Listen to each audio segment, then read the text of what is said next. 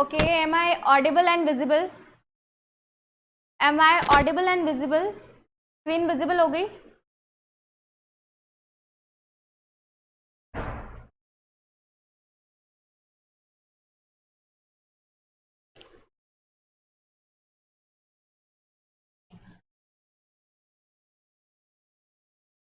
YouTube पे maximum heart beat किसकी होती है? तो पिग्मी श्रू के अंदर मैक्सिमम हार्ट बीट देखी जाती है 1200 beats per minute. Okay, 1200 beats per minute pygmy shrew के अंदर सबसे मैक्सिमम हार्ट बीट देखी जाती है। ठीक है, हो गया। तो हम लोग आज डिस्कस करने जा रहे हैं कार्डियक साइकिल के बारे में, यानी हृदय चक्र। उससे पहले एक चीज और डिस्कस करते हैं, हृदय चक्र के दौरान क्या देखा जाता है। Good morning everyone.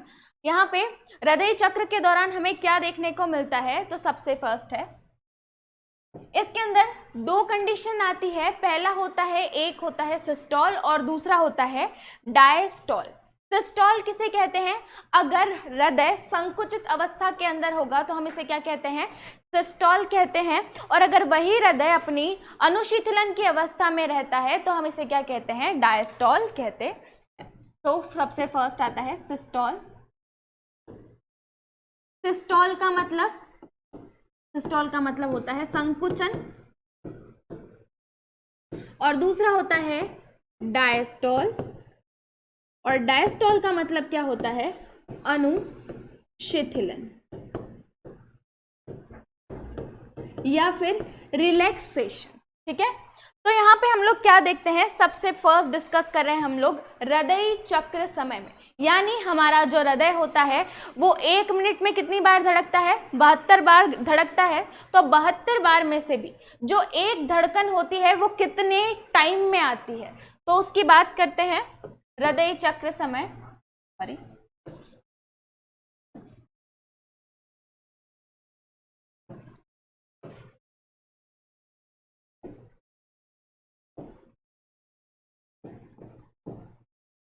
हृदय चक्र समय, हृदय चक्र समय यानी कार्डियक साइकिल टाइम।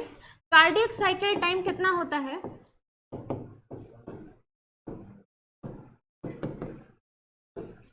1 मिनट में हमारा हृदय कितनी बार धड़कता है? 72 बार धड़कता है। तो 1 सेकंड में कितनी बार धड़केगा? सबसे फर्स्ट बात करते हैं हम लोग इसे कैसे काउंट करेंगे। तो सबसे फर्स्ट 1 मिनट में कितने सेकंड होते हैं? 60 सेकंड होते हैं। और 60 सेकंड में हृदय कितनी बार धड़का? 72 टाइम्स इसमें धड़कन उत्पन्न होती है। तो यहाँ पे आंसर में क्या आएगा? जब आप इसे सॉल्व करेंगे तो इसका आंसर आता है 0.8 सेकंड। तो यहाँ पे हृदय चक्र समय क्या बता रहा है कि 0.8 सेकंड के अंदर क्या देखा जाता है? हमारा हृदय एक बार धड़कता है। ठीक है, सो यहाँ पे एक बार धड़कने में हृदय क्या क्या करता है? वेट अ सेकेंड,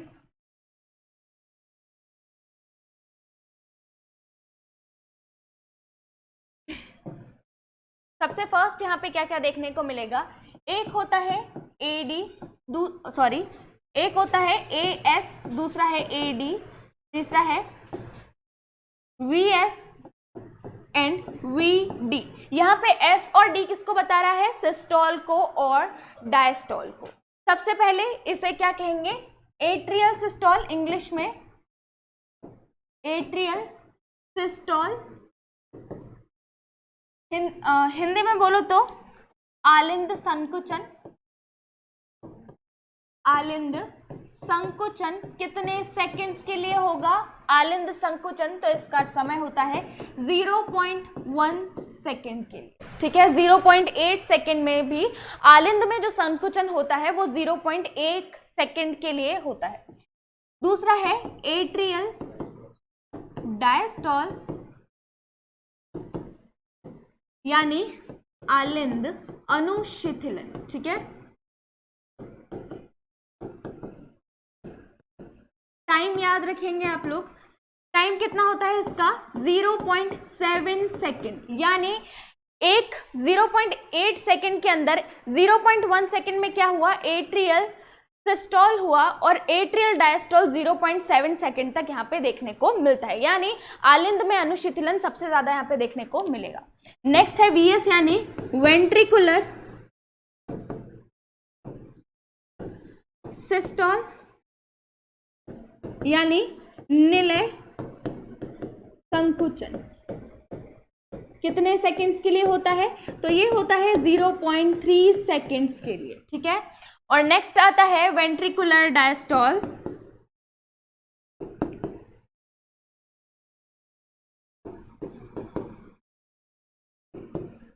या फिर निलय अनुशीतलन। कितने सेकंड के लिए होगा निलय अनुशीतलन, तो ये देखा जाता है 0.5 सेकंड के लिए। तो यहाँ पे 0.8 सेकंड्स के अंदर ये सारी प्रोसेसेस देखने को मिलती है। Good morning. नेक्स्ट आता है, अब डिस्कस करते हैं मेन कार्डियक साइकिल के बारे में। ये पूरा सर्कल यानी ये पूरा घेरा किसको बता रहा है, 0.8 सेकंड को बताता है। अगर मैं इसको डिवाइड करूं तो ये पूरा 0.8 सेकंड का था, हाफ ऑफ पार्ट कितने में डिवाइड हो जाते हैं, 0.4 सेकंड के अंदर डिवाइड हो गया, यानी इसका ये आधा भाग 0.4 सेकंड और ये आधा भाग 0.4 सेकंड, और टोटल कितना हो गया 0.8 सेकंड के लिए। अब इसके अंदर भी अगर देखा जाए तो मैं सबसे फर्स्ट डिस्कस कर रही हूं एट्रियम के लिए यानी आलिंद के लिए।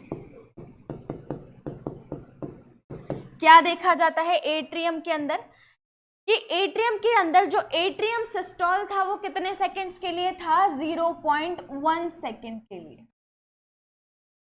यहाँ पे ये आधा भाग 0.4 का था, ये भी 0.4 का था, फिर से डिवाइड कर दिया तो ये 0.2, ये भी 0.2, जिसके अंदर से ये किसको शो कर रहा है, 0.1 सेकंड को, जो कि किसको दर्शा रहा है, एट्रियम सिस्टोल को दर्शाता है। बाकी का बचा जो भाग होगा उसके अंदर हृदय के अंदर क्या देखा जाएगा, एट्रियम डायस्टोल, ठीक है। ये ब्लैंक स्पेस क्या बता रहा है, ये बताता है एट्रियम डायस्टोल, जो कि 0.7 सेकंड के लिए होता है, यानी आलिंद में अनुशीतलन। नेक्स्ट आता है निलय की बात करते हैं अब। तो फिर से वही प्रोसेस चलेगी, फिर से सर्कल जो कि 0.8 सेकंड को शो करेगा, हाफ पार्ट में डिवाइड करेंगे तो 0.4 सेकंड आएगा, राइट। अब यहाँ पे क्या देखने को मिलता है, जो वेंट्रिकुलर सिस्टोल होगा, ठीक है, जो निलय में जो हमें संकुचन देखने को मिलता है वो होता है 0.3 सेकंड के लिए। तो ये है वेंट्रिकुलर सिस्टोल, जो कि कितने सेकंड के लिए आता है, 0.3 सेकंड के लिए देखने को मिलता है। Okay, wait a second.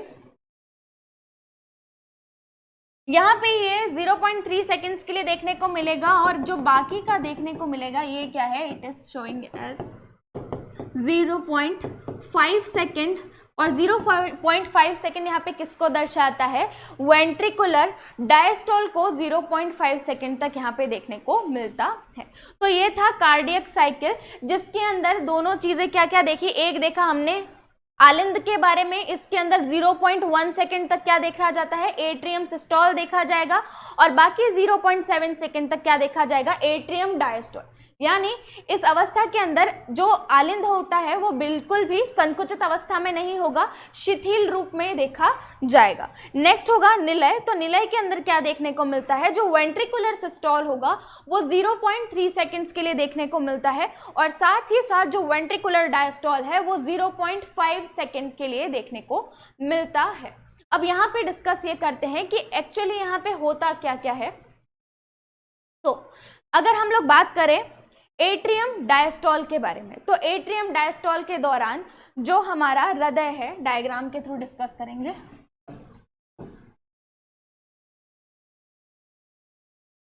ये हृदय है, ये है RA, LA, LV and RV, ठीक है। यानी दायां आलिंद दायां निलय, बायां आलिंद बायां निलय।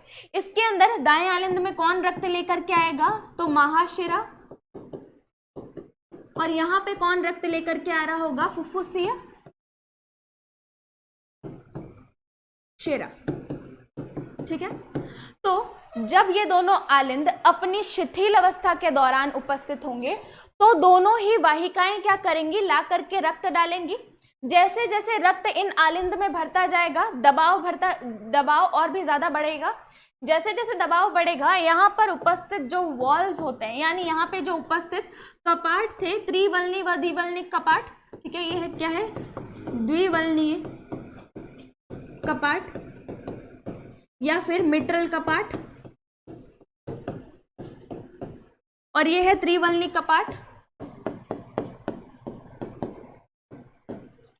ये दोनों कपाट भार के कारण क्या हो जाते हैं, खुल जाते हैं, और इसी अवस्था में यानी अनुशिथिलन की अवस्था में ही 70 से 75% तक का जो रक्त होता है वो कहाँ आ जाता है, यहाँ पे निलय में आ जाता है। अब बचा कितना, 100% में से 25 से 30% तक का ब्लड बचता है आलिंद के अंदर।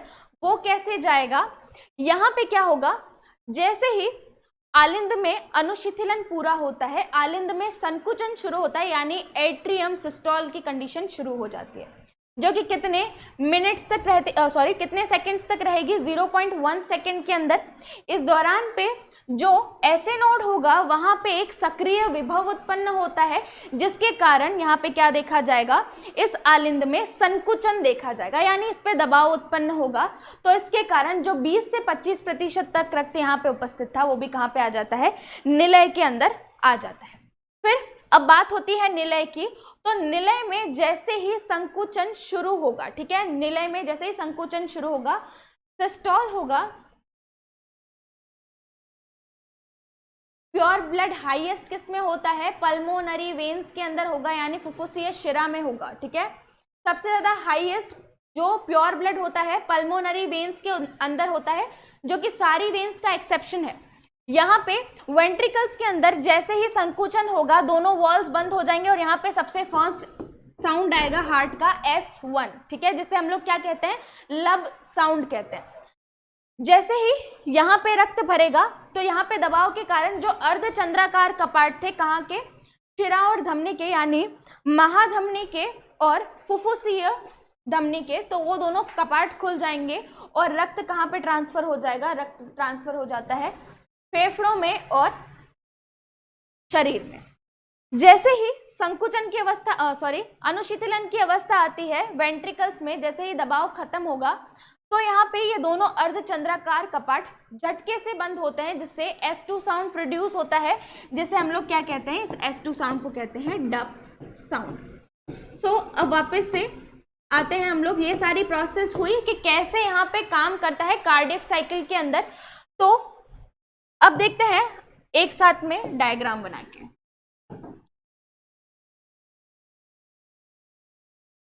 ये फिर से पूरा सर्कल,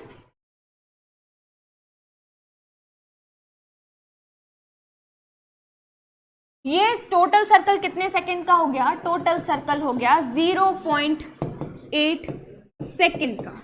हाफ कितना हुआ, 0.4 सेकंड का, और ये भी क्या है 0.4 सेकंड, ठीक है। यहाँ पे क्या देखा जाएगा, जो आउटसाइड का है वो शो करेगा वेंट्रिकल को, यानी निलय को, और जो अंदर का भाग होगा वो शो करेगा आलिंद को या फिर एट्रियम को।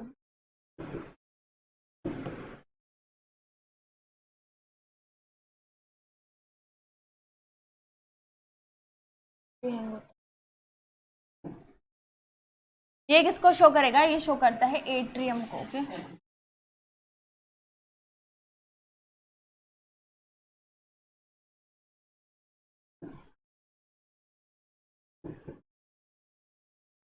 एट्रियम। अब साइकिल्स की बात करते हैं तो AS सबसे फर्स्ट में, यहाँ पे ये जो पार्ट है वो किसे रिप्रेजेंट कर रहा है, ये रिप्रेजेंट करता है AS को, ओके।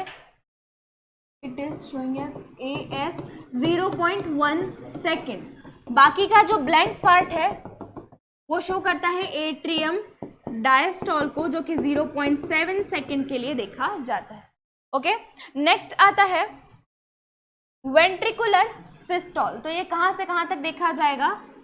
ये 0.3 सेकेंड का होता है वेंट्रिकुलर सिस्टोल, 0.3 सेकेंड का, और बाकी का इसका बचा हुआ पार्ट क्या कहलाएगा? Ventricular diastole.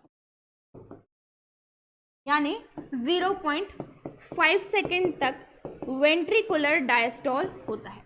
इन दोनों अवस्थाओं के बीच में एक ऐसी अवस्था भी आती है जिसके दौरान आलिंद और निलय दोनों ही अनुशिथिलन की अवस्था में देखे जाते हैं, और ये अवस्था क्या कहलाएगी?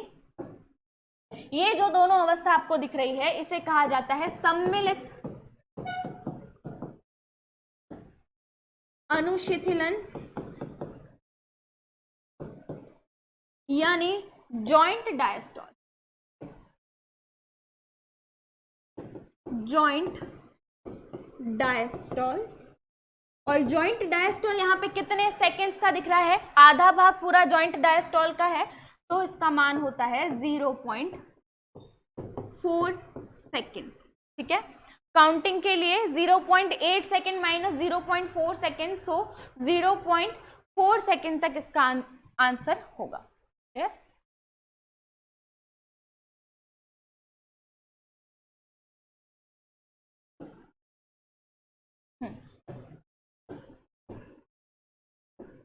Joint diastole 0.8 minus 0.4 equals to 0.4 second.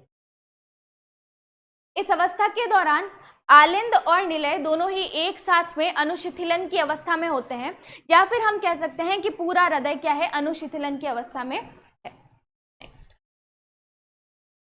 Next बात करते हैं हार्ट साउंड की। हार्ट साउंड या फिर हृदय, सबसे पहले हृदय ध्वनि का मापन किसके द्वारा होता है? किससे इसे मेजर किया जाता है? तो वो एपरेटस या फिर वो उपकरण क्या कहलाता है? स्टेथोस्कोप कहलाता है। ठीक है, तो उपकरण जिसके द्वारा इसे मापा जाता है, उपकरण क्या कहलाएगा? स्टेथोस्कोप। जब आप डॉक्टर के पास जाते हैं तो सबसे पहले वो स्टेथोस्कोप लगा करके आपकी हार्ट बीट चेक करता है या फिर आपकी हृदय ध्वनियां चेक करता है। तो दो प्रकार की हृदय ध्वनि होती है, S1 एंड S2। ठीक है, तो कितने प्रकार की होंगी? S1 and S1 and S2। जो S1 प्रकार की ध्वनि है वो कब उत्पन्न होगी? तो ध्यान रखना, ये हमेशा निलय संकुचन के दौरान पर S1 ध्वनि उत्पन्न होती है। इस ध्वनि का जो साउंड होता है वो लब होता है, साथ ही साथ ये बहुत ही ज्यादा पीच की होती है, मतलब ये हाई पीच का ये साउंड होता है। ठीक है, तो फर्स्ट पॉइंट है पहला, कब कौन सा साउंड है ये? तो ये साउंड है ल। ठीक है, कब उत्पन्न होगा? तो VS के समय पर उत्पन्न होता है।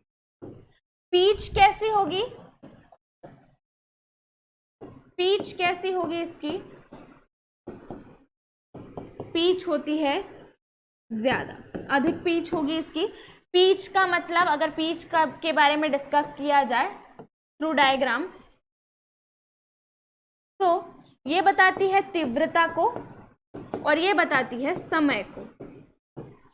तो जो लब साउंड होता है वो अधिक समय के लिए होता है और कम तीव्रता के लिए देखने को मिलता है। तो इसके लिए लिख सकते हैं कि तीव्रता कैसी होगी? तीव्रता यहाँ पे कम होगी परंतु अधिक समय के लिए देखी जाती है। नेक्स्ट आता है S2 साउंड। S2 साउंड यानी इसे डब साउंड कहा जाता है। ठीक है, डब साउंड इसे कहा जाएगा। ये कितने समय के लिए उत्पन्न होती है और ये कब उत्पन्न होगी? तो ये वेंट्रिकुलर डायस्टोल यानी VD के समय पर उत्पन्न होगी। साथ ही साथ इसका जो पीच होगा वो लो होगा। ठीक है, कौन सा साउंड होगा? डप साउंड है, ठीक है। कब उत्पन्न होगी? वीडी के समय पर ये उत्पन्न होती है। वीडी के समय पर कौन से कपाट बंद होते हैं? तो कपाट की बात की जाए, रुकिए, कपाट,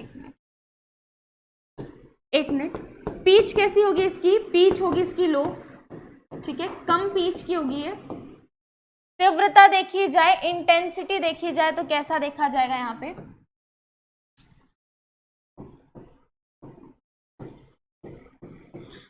तो जो उत्पन्न होने वाला डप साउंड होता है उसकी तीव्रता सबसे ज्यादा होती है, तीव्रता अधिक होगी, समय कम होगा, यानी कम समय के लिए ये उत्पन्न होती है और इसकी तीव्रता ज्यादा होती है। नेक्स्ट आता है कि S1 साउंड कब उत्पन्न होता है? तो S1 साउंड किसके बंद होने पर उत्पन्न होगा? त्रिवलनीय व द्विवलनीय कपाट के बंद होने पर।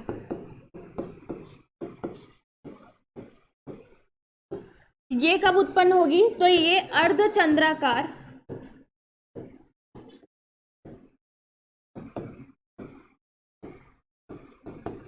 कपाट के बंद होने पर।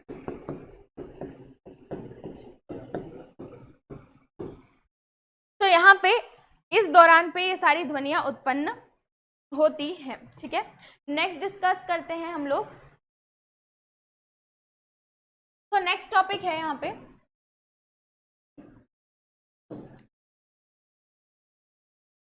हृदय दर का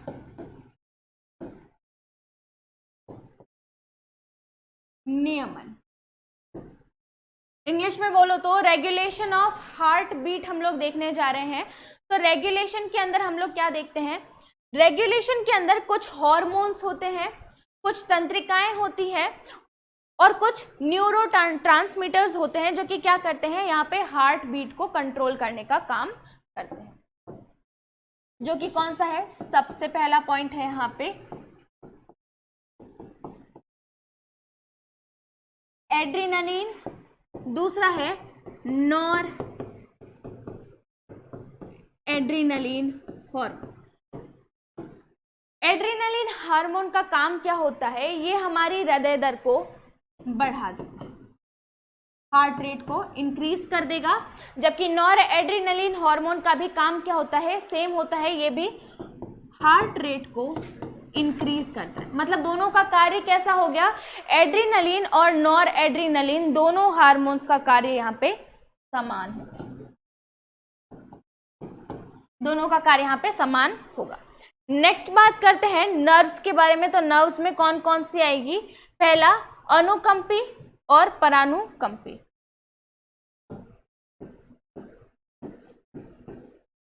अनुकंपी तंत्रिका और चौथा है परानुकंपी तंत्रिका। अनुकंपी तंत्रिका क्या करती है? जो हृदय दर होगी उसे ये बढ़ा देती है, जबकि परानुकंपी तंत्रिका का क्या काम होता है? परानुकंपी तंत्रिका यहाँ पे हृदय दर को कम कर देती है, यानी इनका कार्य कैसा हो गया? विपरीत हो गया। और इसे हम लोग इंग्लिश में क्या कहते हैं? एंटागोनिस्टिक। एक दूसरे के एंटागोनिस्ट होते हैं, एक दूसरे के विपरीत कार्य ये दर्शाते हैं। नेक्स्ट आता है यहाँ पे, इनके बाद में बात करते हैं दूसरे हार्मोन की।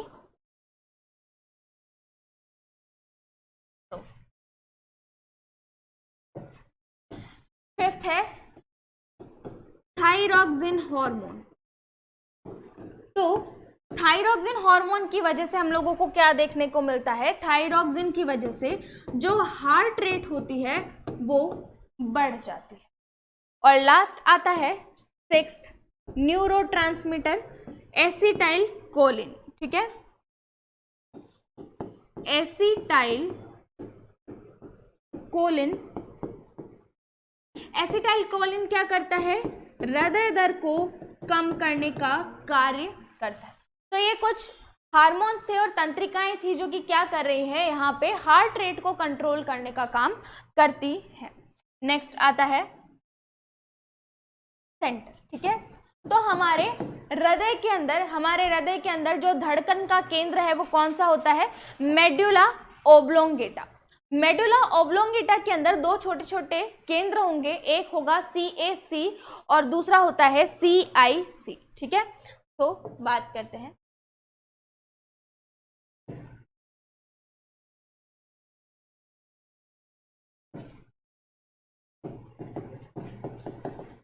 मस्तिष्क में उपस्थित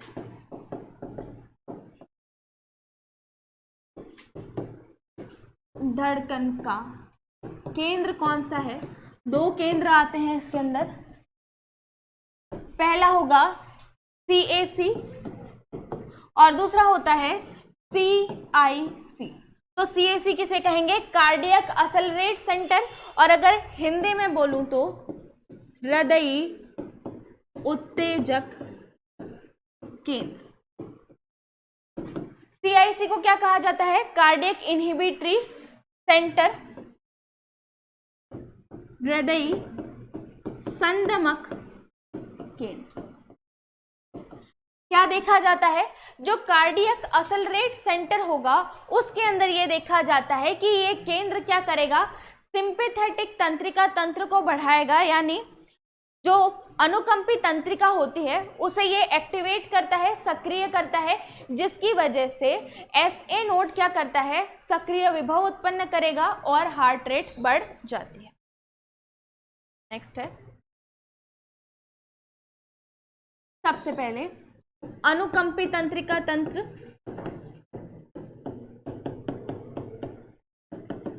एक्टिवेट हो जाता है, सक्रिय होगा।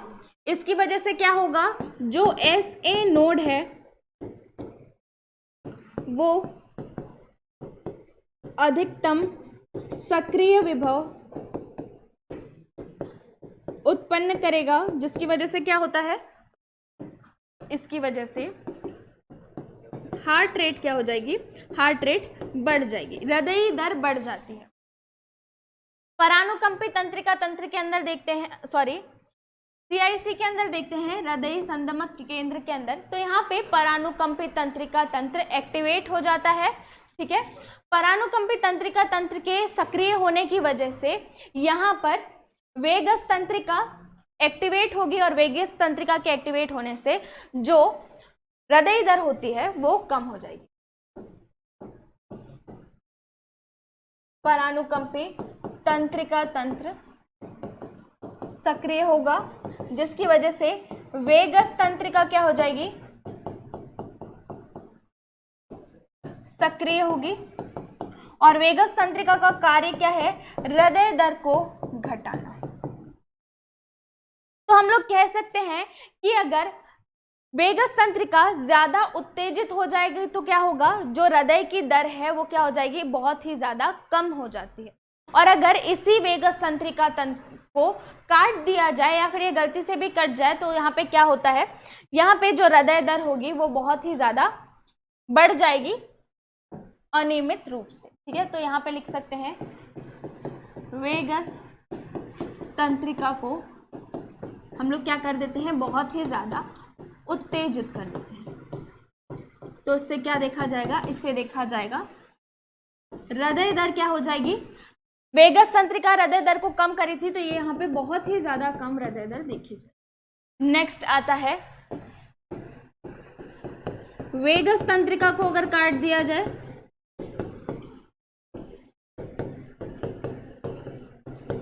तो यहाँ पे हृदय दर अनियमित रूप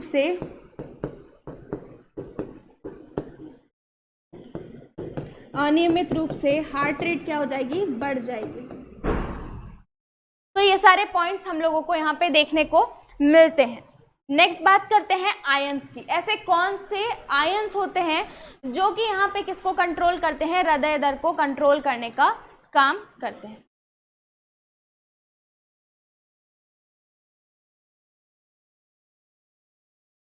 ऐसे नोड कितना स्पंदन उत्पन्न करता है, 72 पल्स पर मिनट ये क्रिएट करने का काम करता है। ऐसे नोड में कितना स्पंदन होता है, तो 72 स्पंदन पर मिनट यहाँ पे देखने को मिलता है। ठीक है, तो यहाँ पे बात करते हैं आयंस की। आयन, तो यहाँ पे हृदय में रक्त के अंदर अगर अलग अलग आयंस की कंसंट्रेशन देखने को मिलती है, जैसे कि sodium, potassium, calcium and hydrogen ion. अगर रक्त के अंदर सोडियम और पोटेशियम आयन की सांद्रता बढ़ जाती है, सांद्रता अगर इनकी अधिक हो जाएगी तो हृदय दर क्या हो जाएगी, कम हो जाएगी। हृदय दर कैसी देखी जाती है, हृदय दर यहाँ पे कम हो जाती है। जबकि अगर कैल्शियम और हाइड्रोजन आयन की सांद्रता बढ़ती है, अगर इनकी सांद्रता बढ़ेगी तो यहाँ पे हृदय दर क्या देखी जाएगी, हृदय दर यहाँ पे अधिक देखी जाती है। तो यहाँ पे कुछ ये आयंस होते हैं जो कि हृदय दर पर अपना अलग प्रभाव दर्शाते।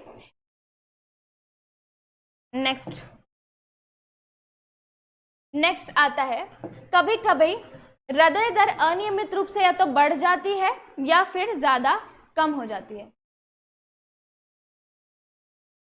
पुरकिंजे फाइबर से कितना होता है, तो 18 तक होता है। ठीक है, 18 तक होता है, 18 स्पंदन यहाँ पे क्रिएट होगा, 18 स्पंदन पर मिनट यहाँ पे उत्पन्न होना शुरू होता है। ठीक है, तो यहाँ पे क्या देखने को मिलेगा, दो कंडीशन आती है, एक होता है टैकीकार्डिया और दूसरा होता है ब्रैकीकार्डिया। टैकीकार्डिया और दूसरा क्या होगा, ब्रैकीकार्डिया। टैकीकार्डिया की बात की जाए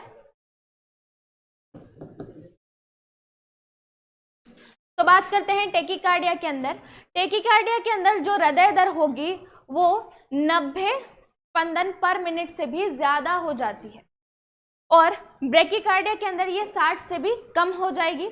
नेक्स्ट अगर बात की जाए तो ये कौन कौन सी कंडीशन में उत्पन्न होती है, तो सबसे पहले टैकीकार्डिया की बात करते हैं। तो टैकीकार्डिया कब उत्पन्न होगा, जब भय या क्रोध की सिचुएशंस हो, या फिर जब तापमान बढ़ जाए, जब कोई शॉक लगा हो। ठीक है, और नेक्स्ट आता है जब किसी का हृदय बहुत ही ज्यादा कमजोर हो। ठीक है,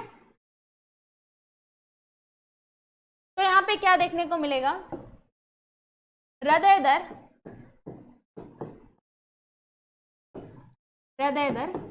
यहाँ पे 90 पर मिनट से भी ज्यादा हो जाएगी और यहाँ पे क्या देखा जाएगा, हार्ट रेट कितनी देखी जाएगी, 60 पर मिनट से भी कम यहाँ पे हार्ट रेट देखने को मिलती है। नेक्स्ट आता है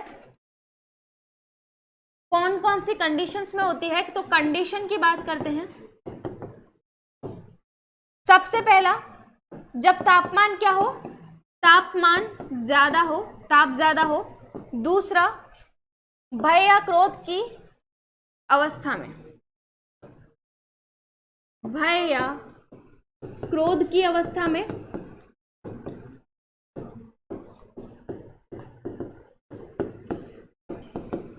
तीसरा आता है जब कोई शॉक लगा हो। ठीक है, शॉक की अवस्था में। ठीक है, जब कोई सदमा लगता है,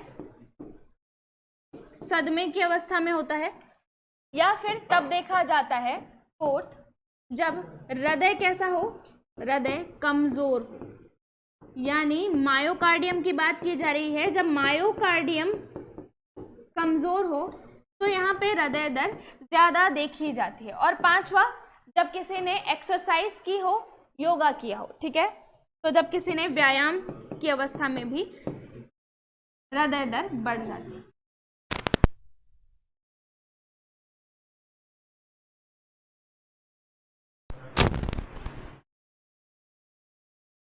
चलो नेक्स्ट आता है कंडीशंस के अंदर। पहला, जब तापमान क्या हो, ताप यहाँ पे कम हो। दूसरा, ये कब देखा जाएगा, जब यहाँ पे हृदय कैसा हो, हृदय यहाँ पे मजबूत हो या फिर मायोकार्डियम बहुत ही ज्यादा मोटा। यहाँ पे कब देखा जाएगा, हृदय मजबूत होगा तब, यानी मायोकार्डियम कैसी होगी, मायोकार्डियम यहाँ पे स्ट्रांग होगी, ज्यादा मजबूत होगी। नेक्स्ट यहाँ पे अब बात करते हैं हम लोग किसके बारे में, बीपी के बारे में, ठीक है। ब्लड प्रेशर यानी रक्त दाब। तो क्या होता है रक्त दाब?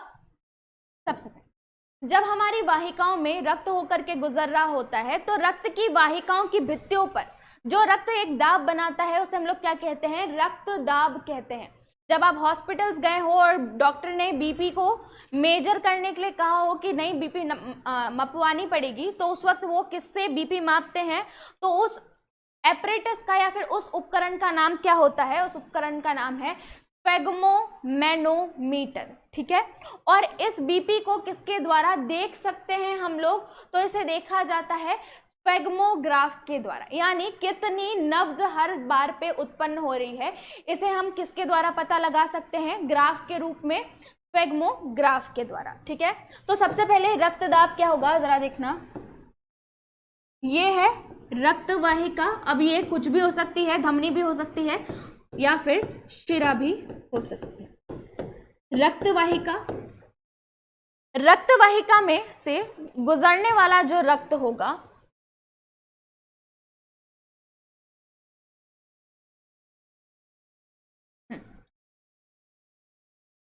यहां से जो गुजरने वाला रक्त है वो क्या करेगा, इस वाहिकाओं की भित्ति पे क्या करेगा, एक दाब बनाने की कोशिश करता है। एक दाब बनता है यहाँ